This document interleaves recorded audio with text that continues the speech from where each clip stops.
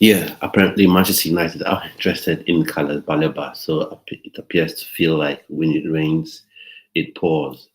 So I think that's good news from Manchester United sort of standpoint, and I feel he's more of a need.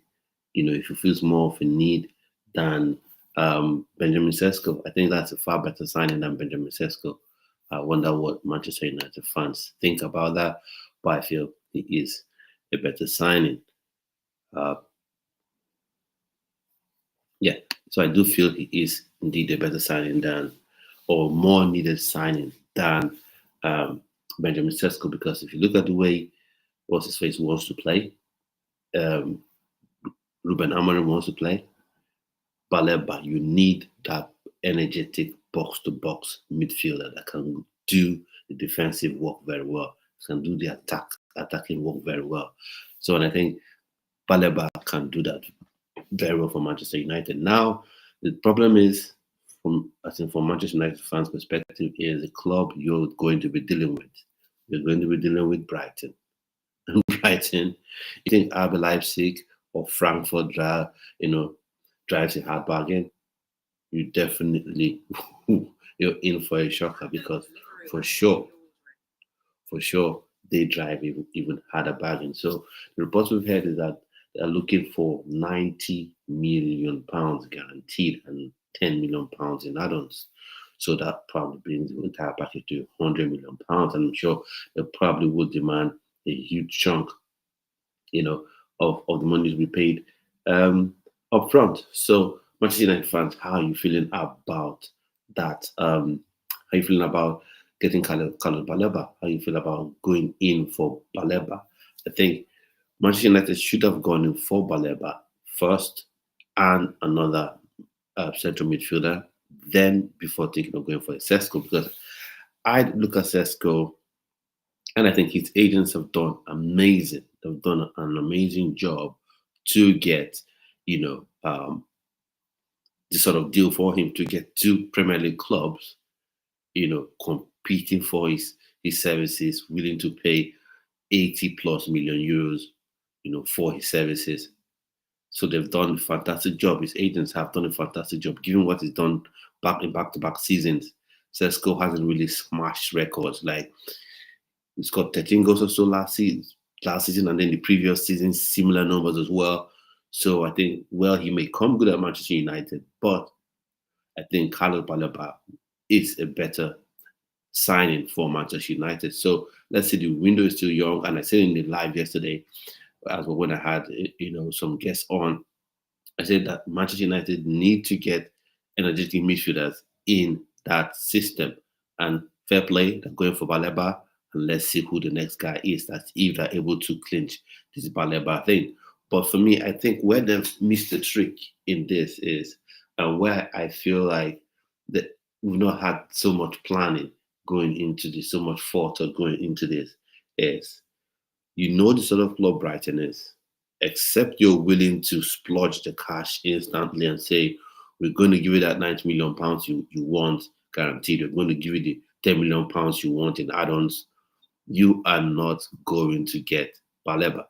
It's not going to be a deal that's going to end anytime soon. It's going to drag on and drag on till probably the transfer window closes, and then you now have the issue of having him to be fit, having him to be ready for the start of the season.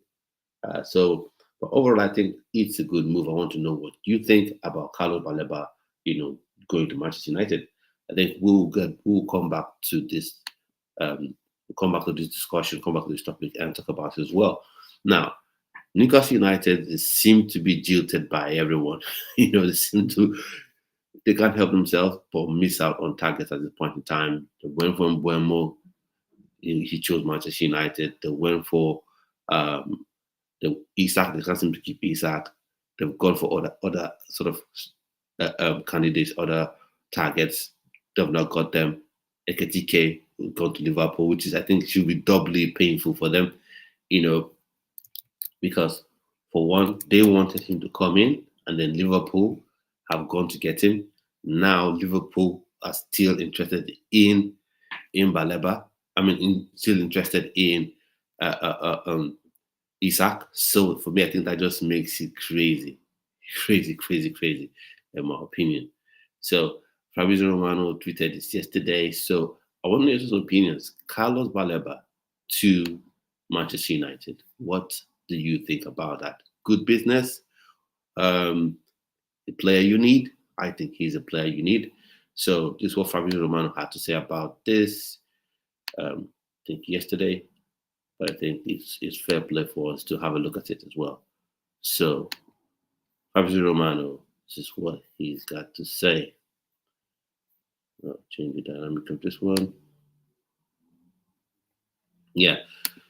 So it says Manchester United approached Carlos Baleba's camp this week to be informed on the player situation. Brighton plan to keep Baleba at the club as price tag would be very high, seen as difficult deal.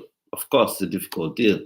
You know, when you're dealing with a Brighton, it's always going to be difficult, and you're always going to have to stump up the cash. So I think for Manchester United, they should not attempt to do what they did with Brentford, right? If you want Baleba, you pay the money. You pay what they're asking of right now. Else you're going to have to pay even more. You know that for sure. But in terms of need, in terms of what Manchester United need in that midfield, I think he is one player.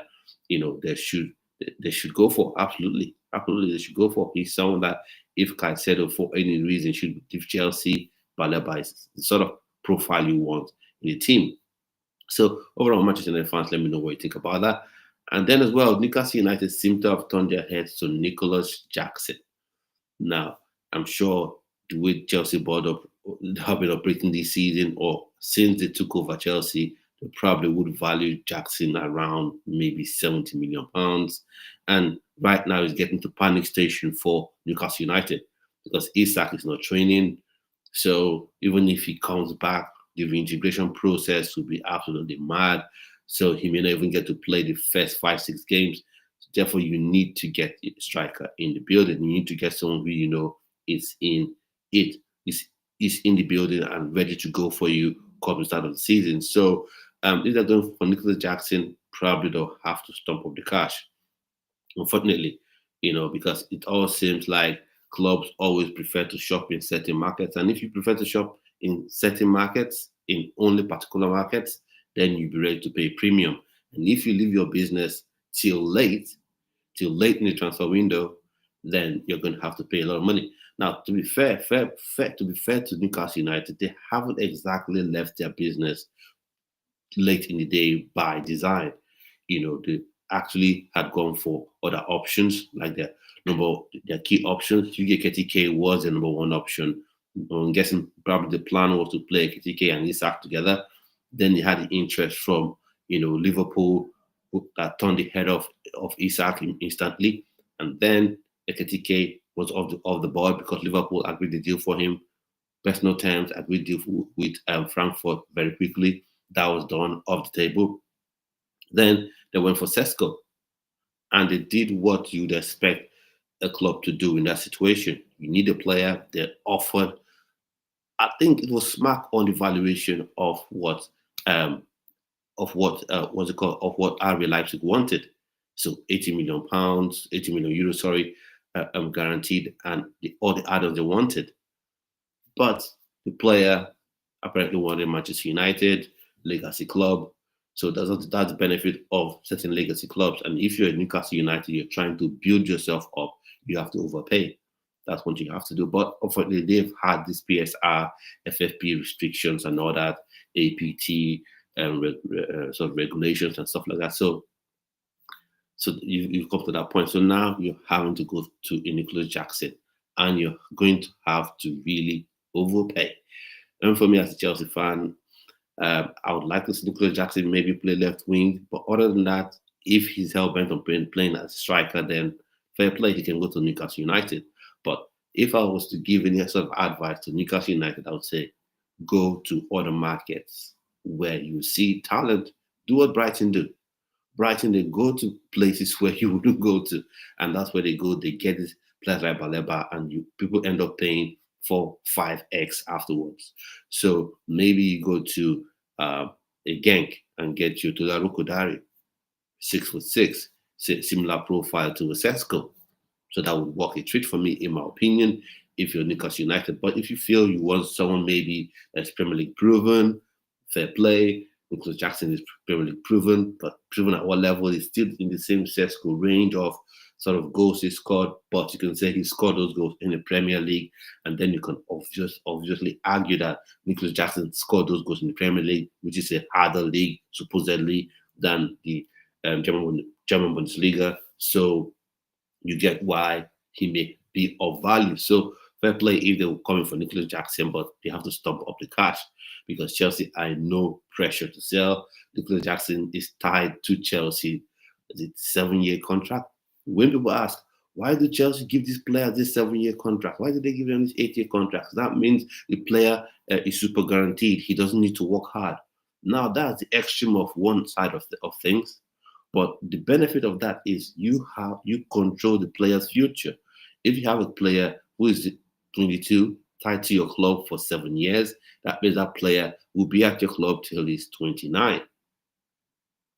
If he's 23, that means this player will be at your club till 30. So you're in no hurry to let that player go.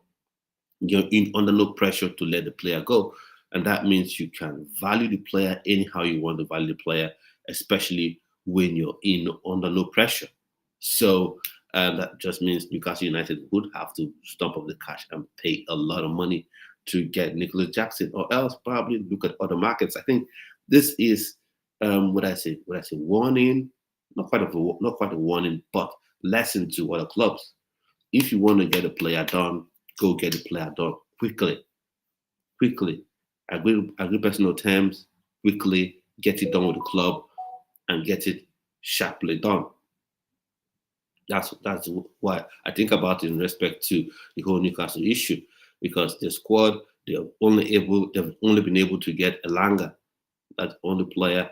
Wissa, we don't know how it's going to happen with Brentford. Reports are Brentford are open to, selling Wissa, but you still have to negotiate and get that done. So let's see what happens to Newcastle United. Now, there's one player I want to talk about before I talk about Nicholas Jackson some more. Jack Grealish. Apparently, Everton have negotiations and discussions with Manchester City for Jack Grealish. Now, for me, the issue with that one is, or not an issue, but the point of discussion first off is Jack Grealish. Is he the sort of player that David Moyes that can thrive under a David Moyes system? Because for Jack Grealish to be at his best, absolute best, is when you allow him to be an absolute maverick. Like get the ball, run at people, take on players. If you get fouled, you get up. If you lose the ball, that sort of thing. That's when Jack Grealish is at his absolute best. So, is he the sort of player you think that would thrive under David Moyes, especially when you already got an Ndiaye?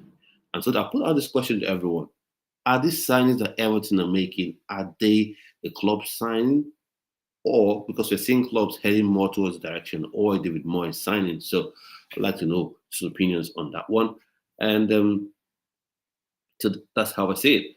And then for Nicholas Jackson, for me, fair play. I just saw it from day one. And it's when you have one striker, you can fight for that one spot. If you have one striker ahead of you, you can fight. When you have two that have just been signed, there'll be pressure on Maresca to give those players game time so you can see what they can deliver. So you can know what you can know if you're going to get return on your investment instantly. You have a look at them. Then if they don't perform, then you can fall back to a Jackson. So as a player, that's not a spot you want to actually be. That's not where you want to be, in my opinion. So I think Jackson, fair play, he should go to Newcastle if the bid comes in. And the way and Eddie Howe says of Newcastle United could suit him retreat. It lets him run into the channels, play on the counter attack. Can use his physical traits.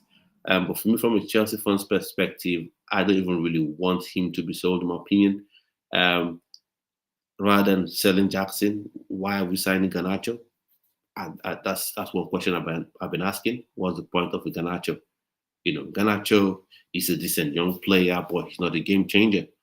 Garnacho doesn't come into your club and instantly guarantees you maybe 15 goals and say 6, 7 assists. He doesn't guarantee you that.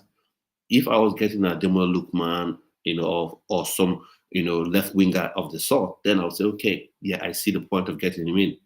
But you have a Gittins already, who is a developmental winger, a winger that's going to come in and needs time to adapt to the league, that needs time to develop to the levels that Chelsea would want, a winger to be at. So, and then you get Garnacho again, though you might say he has Premier League experience, he's still a young one. He's still someone that needs to come in and develop again and have, one full year where he needs to come good, where he needs to learn how to play at the top level and come good. You might say he plays for Manchester United, but really, Manchester United fans are happy to see him go. So for me, I just think rather than sell, rather than buying Garnacho, Nicholas Jackson could quite easily be that winger, in my opinion. That's the way I look at it. So I want to know your thoughts and opinions on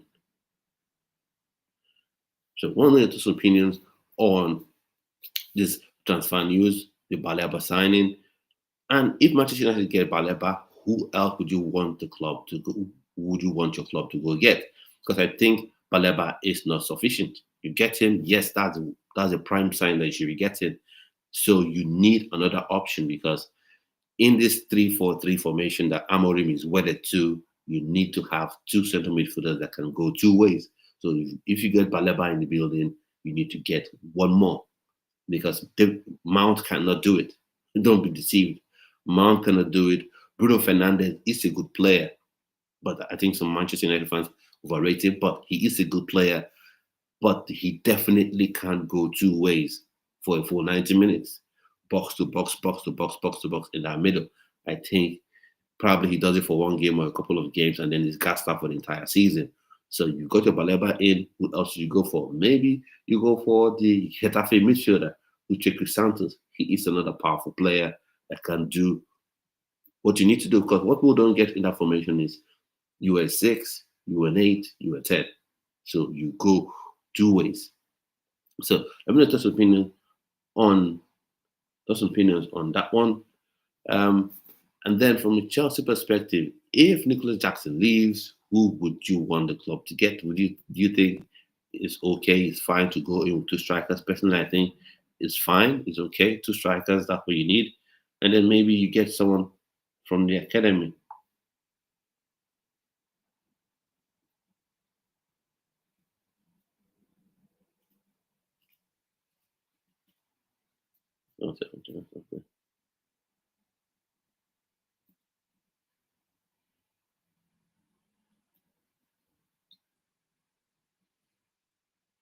No, we get someone from the academy to be that second or third choice striker, optional striker that comes off from the bench or that plays, in cup games or as the second option in cup games. Maybe that would work. So we're talking about. So what do you feel about these three main transfer topics we're talking about? Nicholas Jackson apparently attracting interest from Newcastle United, saying that they missed out on Benjamin Sesko, and as well we're also talking about Carlos Baleba being linked to Manchester United. I think while that's a good signing, that's a sign they should have made instead of a Sesko. We focus on those music areas, but and that's it. So that one signing in, if that's done, especially, but it's not going to be easy. You're dealing with who Brighton are one of the toughest people to deal with in the Premier League because they're going to demand for that 90 million pounds, and you're going to have to pay it, in my opinion. So let me know just opinions on that one. And even Manchester United, let's talk about Sesko for a minute. Do you really value Sesko? Do you rate Sesko? Do you see him as that game changer? Or you're probably having a bit of PTSD from signing a Hoyland, a young, highly rated striker, because the hype around Hoyland, people forget, was really crazy. Was crazy. The hype around Hoyland was crazy. Signed him, came to the Premier League, and he struggled. And even with Amorim coming in, and you think probably that's someone that's going to shine under because he played in for Atalanta. That played this three at the back sort of system with wing backs and all, but he still struggled. So do you think Sesko will be a game changer, or probably he will go the same way? That what's his face that Rasmus Højlund has gone in, has gone. So, and what do you do, with Rasmus Højlund? Because I heard RB Leipzig are really interested in the player, and I was surprised that they didn't some kind of swap deal.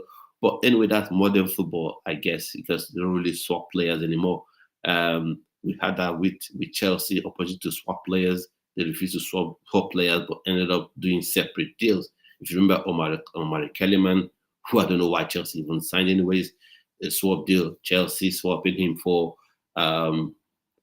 who did they even Disasi? Was it Disasi? They signed someone from Chelsea for sure. Was it Disasi? But it ended up being this sort of separate deal, separate deal. So those swap deals don't really work. So Manchester United fans happy with the business done. If the window was to end today, where do you see your team finishing? Do you see this as what pushes your team to finish in top six, top seven? Because I think Manchester United still, has a long way to go. And they need a couple of windows, say 2 more windows, to actually be able to compete. I say that because it's Manchester United and they have the money to actually go out there and spend. So let me know those opinions on that bit.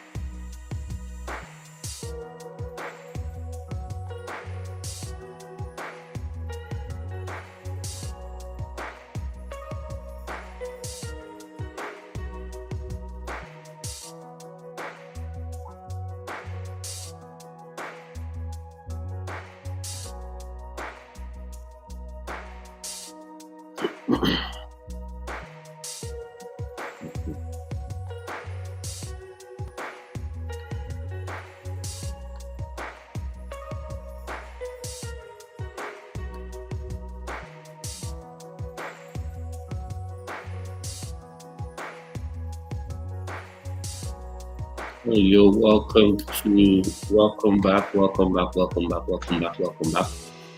Hello, Back. morning to you.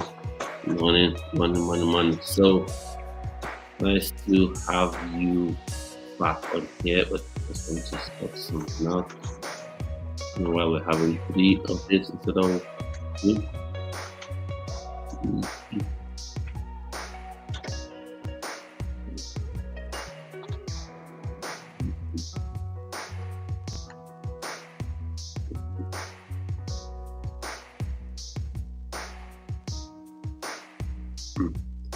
So talking about three just have to check this right now. So yeah. So three bits of transfer news. It's almost like Manchester United were listening to or watching this video yesterday. Because I said Sesko, first off, I don't not really crazy about Sesko, but the young striker, maybe they see some upside and high potential in him, so they sign him, so that's fair enough. But then I said the main thing they needed actually, or what we said on the video, is a central midfielder, or rather two central midfielders that can go two ways, that can do the defending, do the eight work, and also be like a 10, because it's donkey work and you need stamina to do that. So reports are they're going for Baleba, going for Carlos Baleba from Brighton. But then the downside of that from Manchester United fans' perspective is the club they are dealing with, you're dealing with Brighton. And Brighton, if they say 200 billion, you're going to have to pay 200 billion.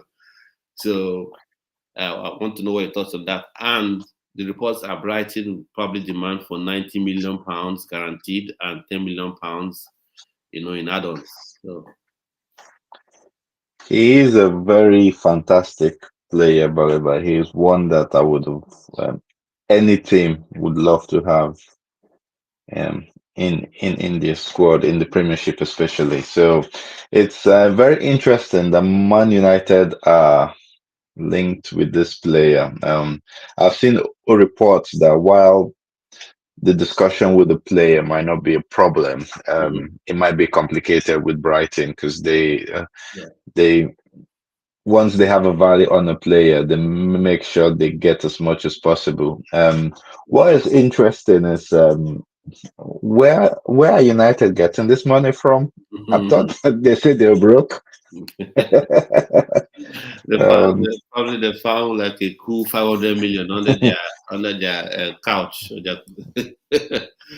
yeah, he's definitely going to be a game changer because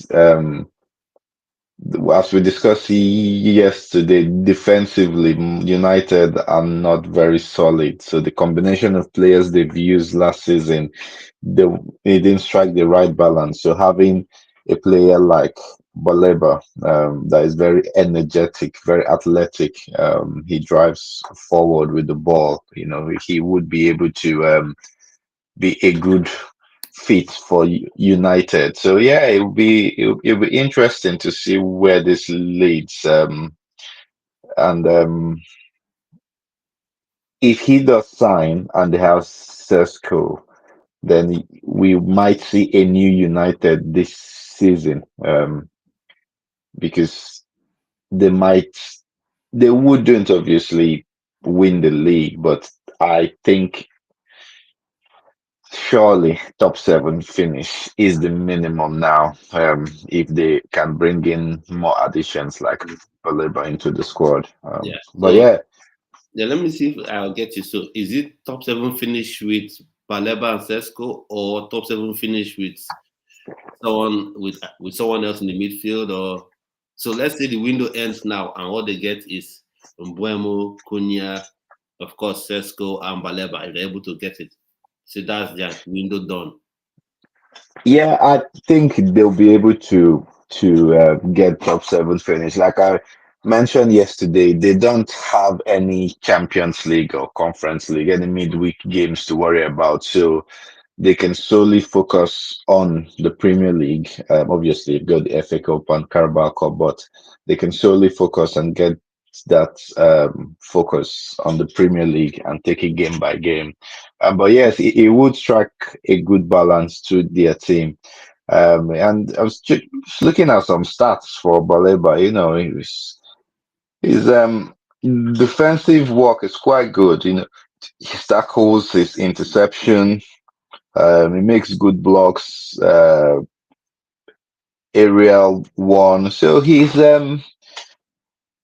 will fit in nicely in the team. I can see how he's a fit for them, but from a Liverpool perspective, I wouldn't want him to go. Mhm. Yeah, but yes, he will be someone that would we mentioned yesterday about signing players that would lift the team up, take you to another level. And for that midfield, he's one for he's a player for now and a player for the future because he Yeah, would still he has he's still young and he has a lot to uh give in the game, and he's been consistent. So, in a team like Manu, with the caliber of players he'll be playing around him, that would just lift his game even more. no. Yeah. So before we move on to talk about Jack Grealish and how he fits in Everton and all that, if that's even a good deal to be done, I just think Carlos Baleba, I accept, I agree, he is a top class young midfielder. And if for whatever reason Caicedo leaves Chelsea, he was someone that, I wouldn't mind having at Chelsea, although you have Darius Hugo there, who is like a region of Caicedo. But one thing I know about that two-man midfield thing, if you have one person who is energetic, that does the job, that goes coast to coast, and you have one person that is just coasting up, how would I put it, that doesn't have the legs to play that role, it's usually something that's a problem for the other player, no matter how good they are. And right now, I know the window is still open, but right now what you have is Bruno Fernandez, and Bruno Fernandez, we know his quality is not um, going two way on that. His quality is on the ball, his shooting, his passing, and all that. And then as well, who did they have there as well? Mount. I don't think Mount really would do anything in that sort of role. I think it would be a challenge for him as well.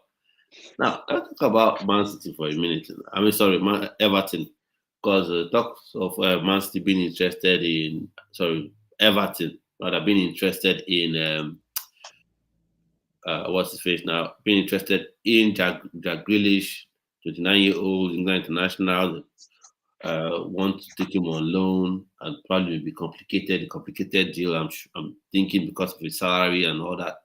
But is it even a good fit? Is it a good fit? Do you think?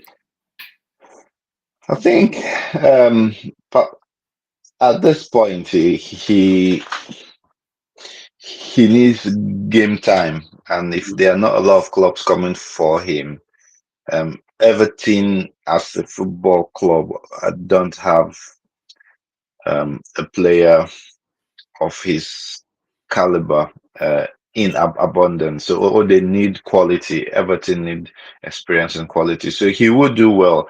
And I reckon if he goes to Everton, he would play the number 10 role and not on the wings Hmm. because that is where But we then, all what is knew he doing him. with Ndaye then?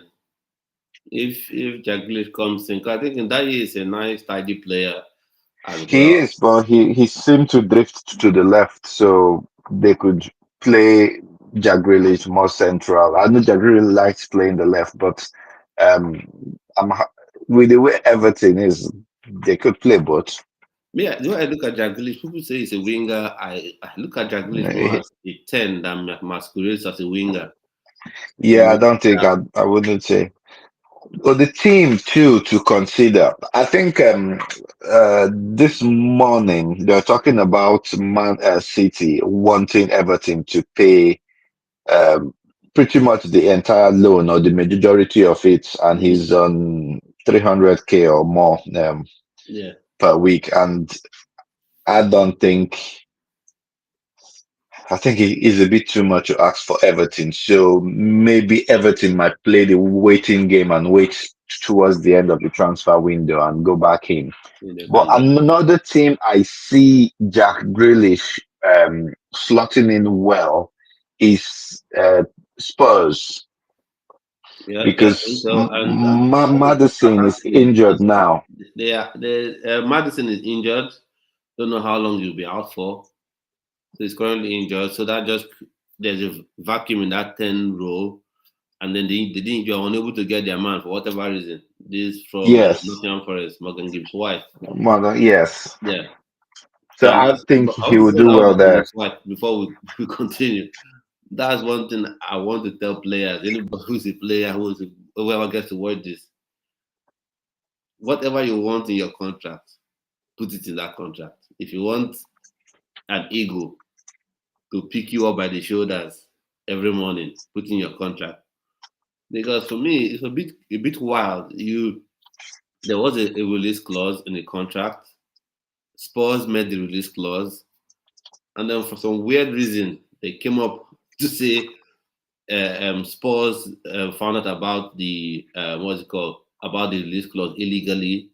Like, well, how would they find out about it illegally when that is meant to be public knowledge for anybody that wants to, you know, get the player by not negotiating with the club. You know what the release clause is, and you pay it. And before you come in, I just want to say this last year, and this is not the first time this has happened. That happened to Chelsea. That's why I've taken it of it. With Crystal Palace, you know, what £35 million release clause. Just triggered it. I was so excited. I said, "Wow, getting released." And then I know why they turned around to punish Chelsea, but the reason they gave didn't make any sense to me. They say it was Chelsea found out about it illegally. Well, Chelsea refused to loan them Lewis Hall that was an agreement that Lewis Hall would go to Crystal Palace on loan. So I think what they denied Chelsea getting Olise because of that. But the reason they gave that Chelsea found out about the release clause illegally, and so and they are going to raise a petition with the FA or something like that against Chelsea. So and the same thing happened with this Nottingham Forest thing as well. So what's your take on that bit? So it's a very interesting situation, and I've been listening to ex footballers and um, a former agent talk about it. And one thing I took out of the conversation is that this information, one, do get out, and as an agent, or you decide if you're leaning towards the buying club or the selling club, and in this case, without any facts, no one knows how Spurs got the information, so it's hard to say. Mhm, But one thing they said that was interesting is that even though there was a release clause, they signed some confidential agreement for that not to be leaked. So, and I've not heard that before, because when you have a release clause, if a release clause is met, then you just sell exactly. the player, because the same happened for McAllister from Brighton. We just paid the money, I think Mhm. 40 or 45 million, I can't remember how much. But it's definitely worth more than that. But yeah, it's one of those where if the deal had gone through, it would have been a bargain for Spurs, because Nottingham Forest believes he's worth a whole lot more than 60 million. But Yeah. um, Spurs, he's one of for Forest, Morgan Gibbs White is one of their key players. So to lose Alanga and lose him without a succession plan would have set not to hand Forest back. So the owner had to fight for him, and you can see his Morgan Gibbs White first interview where the owner was right next to him, I think and I think that guy probably has some people watching watching Morgan Gibbs White's house. so it was Because I just hope in future that man is not investigated. But well, anyway, it just seems yeah. odd to me. If you have a release clause, if you don't want to release clause, don't add it. If you want to release clause, you you add it, make it as high as you want. So, but one other thing I want to talk about, I've talked about previously. I want to know what you think is Nicholas Jackson, because Newcastle United, Isaac apparently has left their training ground. Maybe he doesn't even get to play this season for them. He joins Liverpool. Who knows what happens with that one? Buemo turned them down. Um, Wissa from Brentford proving very difficult. It's not looking like a very straightforward deal to do. So Ekitike turned them down, went to Liverpool, joined you guys. Now they seem to have their sights set on Nicolas Jackson. So do you think that's a good fit for Newcastle United? So first of all, what do you make of the whole Newcastle United scenario where they've been turned down by virtually everyone? Um, I think if you add context to that, first it shows the ambition of Newcastle because they are going for players Mm-hmm, that the so-called big four, big six are also going for. mm-hmm, But the information that have been circulating online can't confirm if it's true or not is that the pay package for Newcastle in most cases doesn't match what the other clubs like Manu when they went for Buemo offered. So that could influence certain player. But if you look at the players they've got in their squad, they brought in Tonali, uh, they brought in Bruno, they have Isaac. They were able to start building a team that would challenge. So I think it's a bit difficult to be. I don't want to be too hard on Newcastle because I know Liverpool were in this position a few years ago, even despite their successes in the past. We were failing to sign the big players because we didn't have the financial strength like the other big players like Chelsea or Man City. So when we go for them, they end up going to those teams.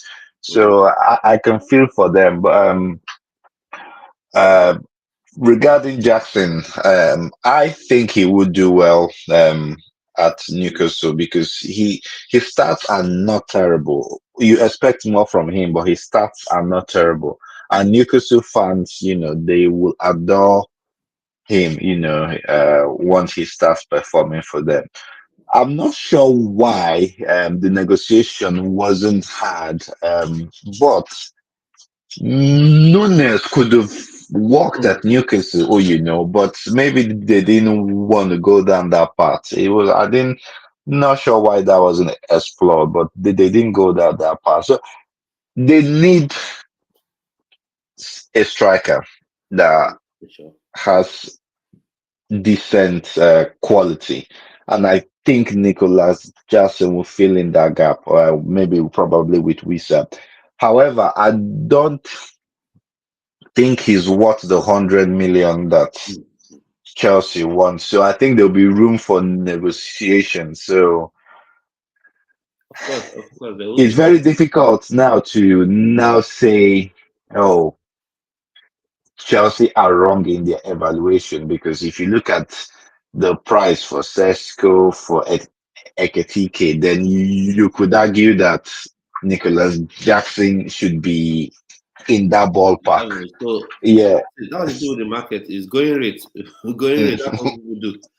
mm, For me, I think the thing with Victor Jackson is if he's going to be a striker for Newcastle United, Eddie Howe has to do a lot of coaching.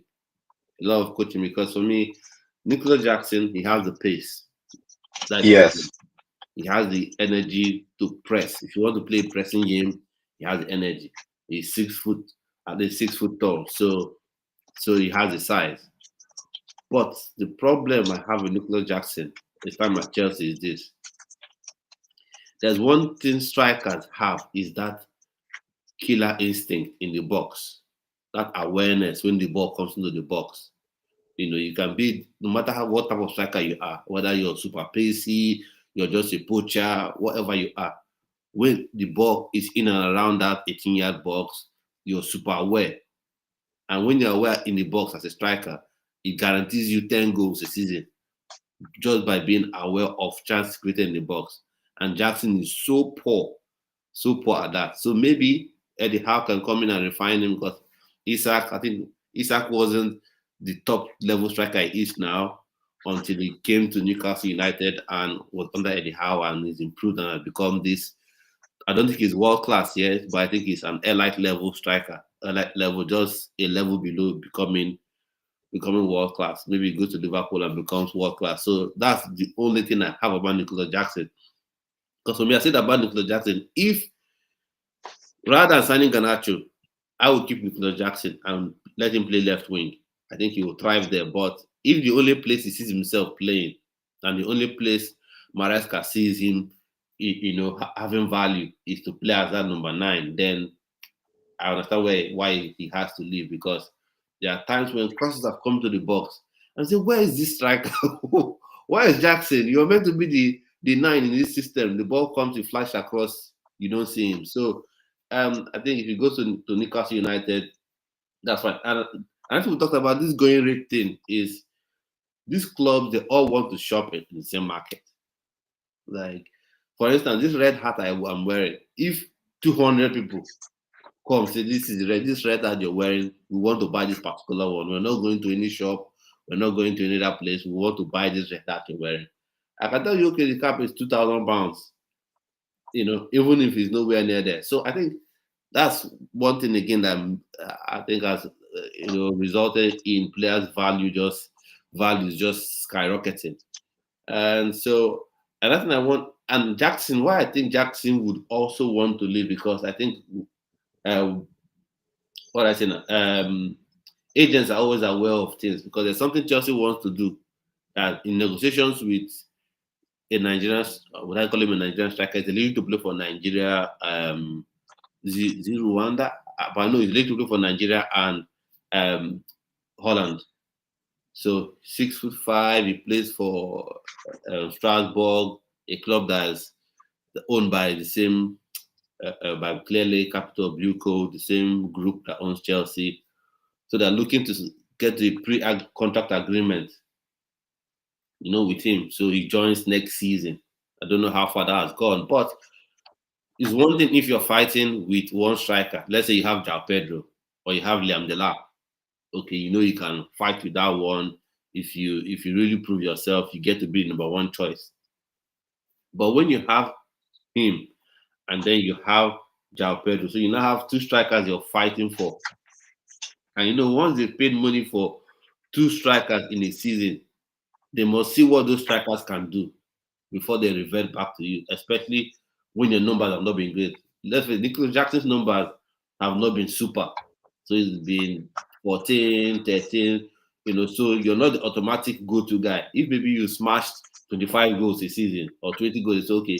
You are the go-to guy, then these guys will see what they can do. But you're not the automatic go-to guy. And then you now know that you have McGill, or even that, I don't think that should be a threat to Jackson, but one more striker could come in next season. So you now have to fight off 3 strikers. So for me, I get and understand why, Nicolas Jackson would be enticed by that move to Newcastle United.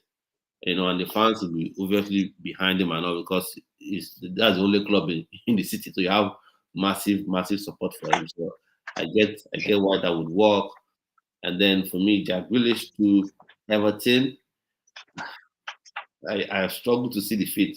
I see how he can play, but I struggle to. If it was a Spurs, I think that would be more of a fit. Except I have this feeling. I've said it before, and people don't seem to agree with me. I feel like the signings that are happening at Everton right now are not David Moyes signing. I feel they want to move away from this brand of Everton plenty football, tough, gritty football. They want to move away from it, and it's a management level decision. Because last season, Sean Dyche, I was seeing weird signings. Not weird signings because the players are strange to sign, but the fact that those players have signed to play for Sean Dyche, Yes. and now the same thing is happening with David Moyes as well. So if you get a Grealish, a Dye, That is more of someone you can see fitting in any system because though he's very skillful, he has that workman like feature about him, ability about him, so he can do the dirty side of it as well while being super creative and exciting to watch. But Jack Grealish, do I really see the Jack Grealish tracking back and making a tackle and all that? I'm not sure. And then if you Tyler Diblin as well, they're linked with Tyler Diblin, say 40 odd million, which I think is excessive because was it 3 goals or so? 3 goals and 2 assists that I made for Southampton, but apparently they're interested in him as well. So, what do you make of this Everton thing overall? Like, is this something you think would work? Yeah, I think it's a good direction they're trying to change. They have a new stadium now, so if they want to change their style of play, it might attract um, new fans, the younger generations, and the existing fans. They go to watch enjoyable football and not just a defensive game. So it'll be interesting to see the new David Moyes if he's tweaking his style of coaching, and we'll see what happens. But yeah, um, it's that balance between youthful players, promising young stars, and experienced players, and they do have. Uh, Players in there that have been in the Premier League for a few years. They've lost the experienced player Ashley Young has left, Mm-hmm, um, and they also lost Dokore. He left as well, mm-hmm, and so those are players that have been playing in the Premier League for a long time. So they've lost that leadership quality in the team. So they need to strike that balance with bringing in the young stars and also players with experience. So either way, for Jack Grealish, if that is the direction they want to go, he will be fine because he'll be playing regularly, which is exactly what he wants. He might be tempted to go to Spurs if he has to pick between both clubs because Spurs they've got Champions League football, and Spurs too have a young, exciting teams. They are not far off from becoming a consistent team because you can see that they've strengthened as well, and they are strengthening. They've brought in Kudus from West Ham. They've got Papalina on loan. Some experience in midfield, and it's not. Um, it looks like they would bring in one or two more players in. So he would probably fit in there because of their style of play. Thomas Frank, he has a way of coaching his team, so they're well drilled. So Jack Grealish would be able to needs to be able to listen to the manager and do exactly what he wants. So yeah, for him personally, it's a good move.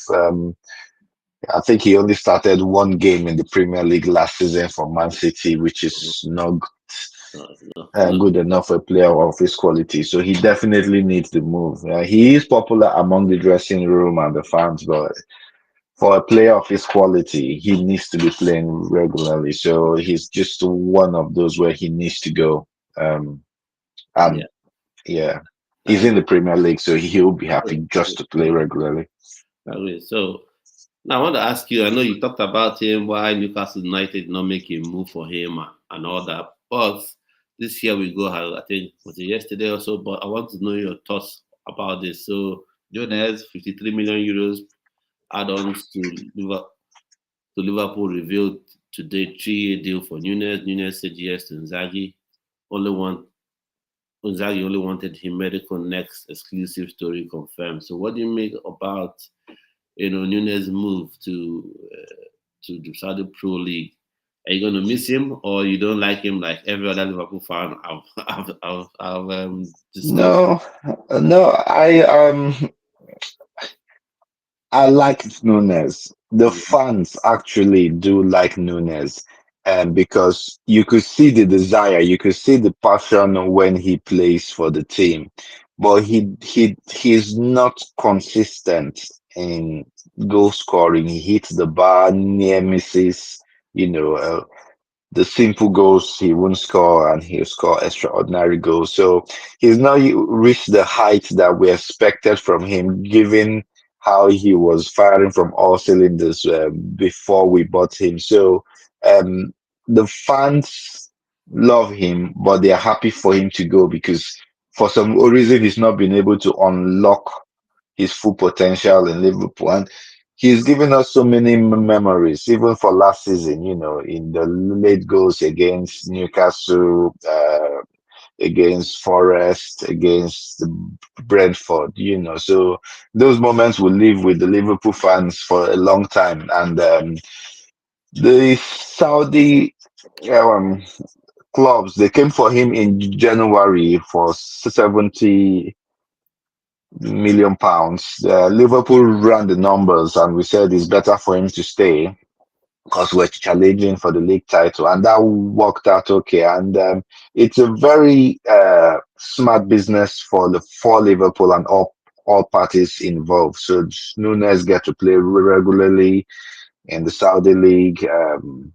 In preparation for the World Cup. So when he plays for his national team, he's a completely different player. Yeah. And so he plays regularly. Liverpool will get a decent pay for him, and it gives us room to go after Isak. More money in the bank, even though we do have money in the bank. So it reinforces the need to get in another striker. And I believe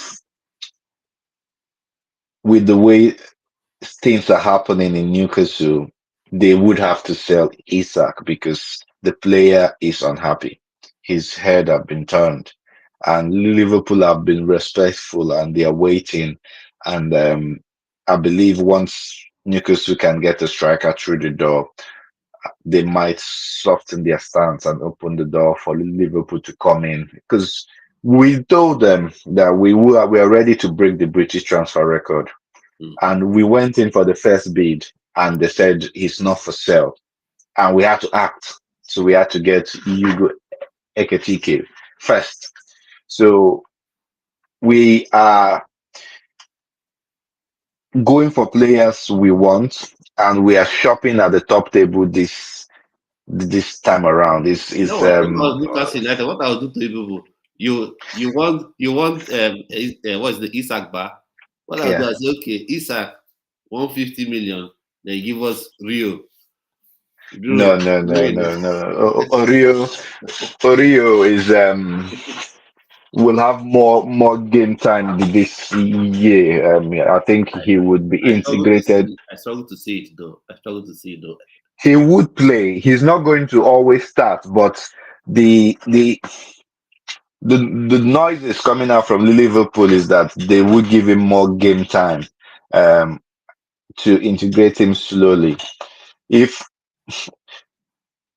Because so far we haven't had any concrete uh, interest in another left-sided player. So there's links with Rodrigo, but that has died down, and it felt more of an opportunistic signing than actually a target for Liverpool. There's Fafana for Lyon. He's quite young, so if we buy Fafana for 45, 50 million, is that going to block the path for Rio? So it's very interesting. But he's been outstanding in the preseason, and I believe um, if you're good, you're good. You should be given the opportunity, and he would have the opportunity this Yeah, but I year feel it's because already blocked though. To be fair, I feel his part is already blocked because, except you're saying what's his name now, Ketike is a nine, where if you sign Isak, they both either play together or they're competing for that spot. Because if you're going to play Eketike any sort of wide position, then I think because nobody's coming near Salah, no one is going to argue with Salah yeah. where he plays. No one is arguing with Salah where he plays. He will always start. He will always play. So that left wing is the only open slot for anybody. So if you're now saying you want to be flexible and Eketike will now be there and maybe dovetail and rotate with Isaac, then that means, because for me, I just struggle to see how a 95 million euro player sits on the bench for an academy product. No, I don't think Rio will be a starter. He comes in for the last 15, 20 minutes, slowly integrating him for some Carabao Cup, FA Cup games. He will have starts. It's the season is going to be very long. So you're talking about 60 games. Mm-hmm. So he would be featured in. He wouldn't have a guaranteed starting spot because you've got Gapo there, but slowly he'll be integrated into the team. So if he makes 30 appearances across the season, that is a very good record for a 17-year-old. It doesn't matter if he starts or he comes in from the bench, but he would be integrated. He might get to a point as like we have in football where we have people like Wayne Rooney, Joe Walcott, Michael Owen, when they started playing that they become too good that you can't bench them anymore. So he could be in that category where he comes on and he's just on fire. The coach would not have any other option than to keep on playing him. So um, that could be another part where he can now make one of the starting 11 shirts his own. So all these are possibilities because he plays without fear. When I watch him play, he reminds me a bit of Luis Diaz of how they shift and turn pace left, right. They can switch the directions very quickly. Yeah, I'm I really hope that this is the season where, from the preseason, Slots has been incorporating a lot of the academy players into the first team to give them more playing time, and I like to see that where there are pathways for the academy boys to be part of the first team and experience that. So yeah, he's not going to fit in. Even if he goes to Newcastle, I think the same thing will happen because you've got Murphy on the right, and they've got Alanga. On the left, you've got Anthony and you've got Barnes. Yeah. You've also got Wilcock that plays from the left sometimes for the left-sided midfield, depending on the team they play. So his chances there are actually limited compared to Liverpool because we don't have enough wingers. Because remember, Chiesa will probably be sold too. Mhm. So you could see that we are actually quite light in attack. Okay. That's fine for me. Before we go on to some other thing, the quote I saw that Enzo Maresca made, just want to say Murphy. I don't get the high rating that Murphy gets. Maybe Newcastle United fans can say more on that one, but I think he's okay. He's an okay player. He's a serviceable player. Like if you have a need in your team, he can fulfill that need, and he's a player that can give you moments in the season, but is he really that sort of guy that if you have a promising talent like a real Ugo Moha, you bench that talent and not play him? But then again, on the flip side of this, there's a Devon Sanusi that is in Newcastle United Academy, exciting talent. They have not gotten an opportunity to play, so maybe they value all the Murphy and all those players. So, but let's just see what Maresca has said about Nicolas Jackson and all that Yeah. jazz. So this is what he's had to say. Where has this come to now? I don't know. Yeah, yeah. So Nicolas Jackson expected to leave, and Enzo Maresca close the door. Doesn't close the doors. during the window, anything can happen. That is also the case for Nico Jackson. We signed two strikers. Let's see. Oh well, fair play. First of all, what do you make of his statement? Do you think this is normal coach speak? When they don't want to reveal anything. Yeah, yeah, but it also sounds very similar to when Madueke was about to sign for Arsenal, and he said something similar, saying the doors are always open for for players to leave if they want. So um, he's keeping the door open. He's not actually not saying he can't be sold. And with the performance of the lap and Joao Pedro in the FIFA World Club Cup, you could see that they have gained the trust of the manager. And like you said, um, if you've gained the trust of the manager, he would obviously want to continue playing with those guys Hmm. until obviously there'll be rotation. But for someone like Nicolas Jackson, that was the main man last season, he was linking up play with Cole Palmer to Hmm. now be on the bench. He wouldn't want that in a World Cup year. So he might have to start considering his options. And if he goes to Newcastle, he'll be the main man. Yeah. Uh, For me, I so think there's something that happened. Sorry for interrupting. There's something that happened in that Club World Cup final, and this not even their play. This not even during the play. It was after the game had ended. It was how Kopama and Jao Pedro, how they were interacting. Almost. Remember those days we used to play at what's it called? We used to play at Power League. When the game is over, how you're chumming and laughing with somebody, how the game was going, the pass this person made, the dribble this person made. So I think they were both enjoying themselves in that way. So I think that shows that they're already having that connection, even off the pitch, outside of play. So I think things are not looking too pretty for Nicolas Jackson if he wants to actually, if he's hell bent on remaining at Chelsea. Because I talked about this a mega thing. So if you're going to get three strikers coming to compete with you next season, I think it's best you move to Newcastle United. And for me, if Newcastle United are coming in, Chelsea better collect 80 million pounds.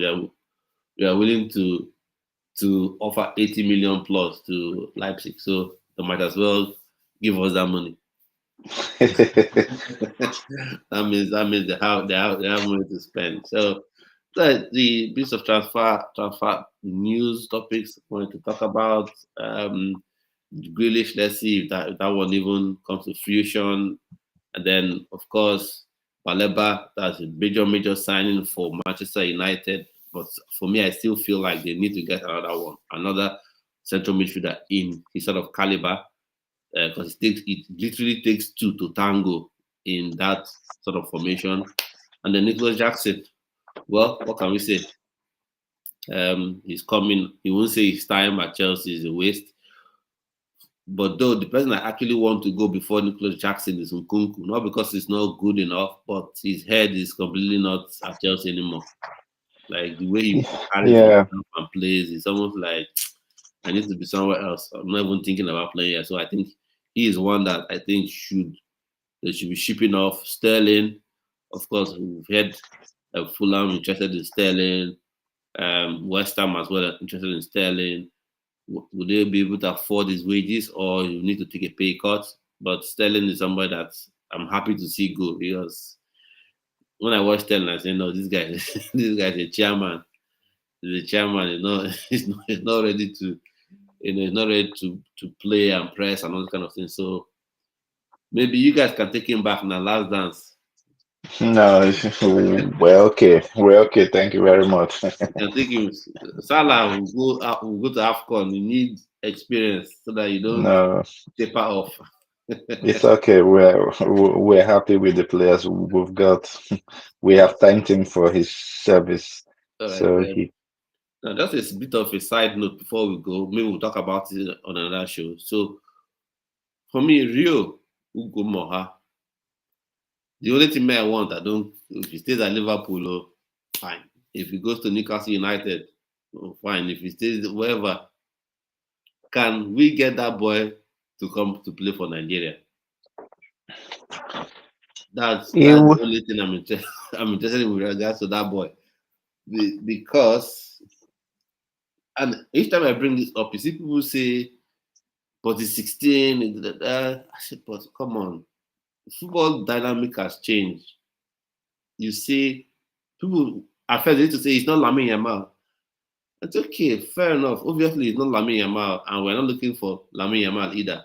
But look at other countries. There's Gilberto Mora at for Mexico. He's rather 16, I mean 17. He's already playing for a national team. There's this Mora as well, Rodrigo Mora, I think, for FC Porto. He's 18. He hasn't played for Portugal, but he has been in and around their national team setup. So, do you think there's even a possibility of that happening, or what do you think? you can never say never with these things, and you can see that a few players now are beginning to switch their allegiance, and some of the guys that are born and raised in the UK are now playing for Nigeria, obviously not at Rio's age. So there is a possibility. He just needs a lot of convincing.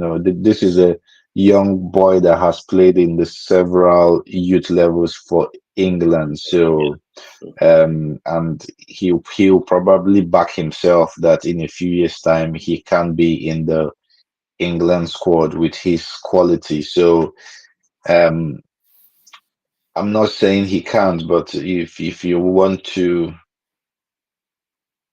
argue against it, is he might say, I would wait and see how it goes, and see if I can make the England team.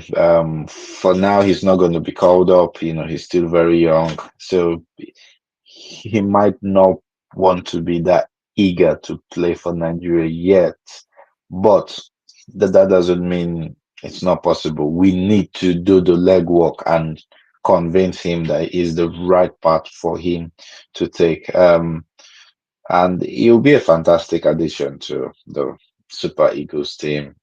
Yeah. He'll be loved like we all do with the players that play for the national team. So yeah, I wouldn't say it's impossible, but he needs a lot of convincing. I don't know if any discussions have been had yet. Perhaps let's see what happens this season, because this might be his breakout season, Mm-hmm. and he would know more. But yeah, they're young players of Nigerian heritage that are up and coming, and Mm-hmm. they all are looking like the next stars in a few years' time. So yeah, it's just about how we approach these players and convince them that playing for Nigeria is the right path for them. Yeah, yeah. There are lots of them. There's some I've talked about before. Noah Deji Stenberg, that plays for Genk, and a brilliant player, Tyler George. At Chelsea, it's another one. So there are lots of them. So we'll talk about them on another show. But I want to say thank you, Frank, um Not a problem. for joining up. But just stay apart a bit. So thank everybody for joining this stream. Thank you so much for your support.